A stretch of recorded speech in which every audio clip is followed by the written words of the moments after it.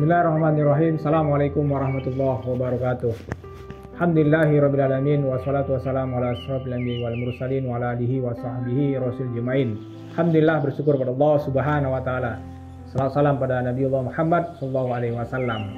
Rasulullah sallallahu alaihi wasallam pernah bersabda, berpesan kepada kita semuanya, mari kaum muslimin untuk menggunakan masa lapang sebelum masa sempit, masa muda sebelum masa tua, masa sehat sebelum datangnya masa sakit, dan hidup kita sebelum datangnya kematian. Kita bertanya, kenapa Rasulullah SAW memesankan ini? Tentunya bukan perkataan yang sia-sia.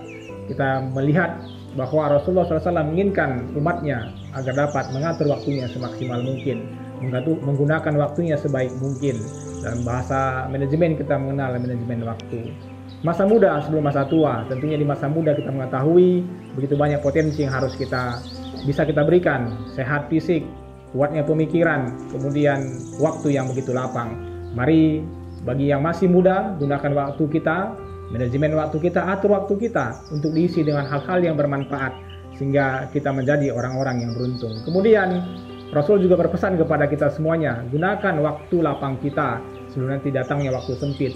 Kadang-kadang banyak manusia, kaum muslimin, ketika datang waktu lapang, dia terbuai dengan kemudahan, terbuai dengan waktu yang panjang sehingga dia tidak menggunakan waktunya dengan baik. Tetapi ketika datang waktu sempit, dia kebingungan untuk melaksanakan tugas-tugasnya. Maka sebelum datang waktu sempit dan kebingungan kita, waktu lapang yang akan membuat kita terlena, kita gunakan, kita atur sehingga waktu, detik, menit yang kita lakukan di masa lapang itu bisa bermanfaat. Kemudian Rasul juga berpesan, masa sehat kita sebelum datang masa sakit kita.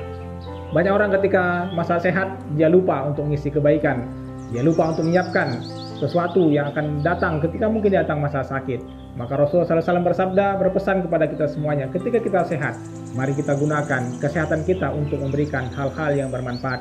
Kita isi masa waktu sehat kita dengan hal-hal yang bermanfaat. Nanti ketika waktu sakit, kita ingin tahajud, kita ingin qiyamul lail, kita ingin duha, tilawah dengan baik. Ternyata ketika kita sakit tidak bisa kita lakukan. Dan kita terbayang ketika melihat orang-orang sehat berjalan di sekitar kita, alangkah indahnya ketika dulu waktu sehat saya gunakan waktu saya sebaik mungkin untuk mengisi kebaikan. Kemudian yang terakhir adalah bagaimana waktu masih kita hidup ya sebelum kita datang kematian kita.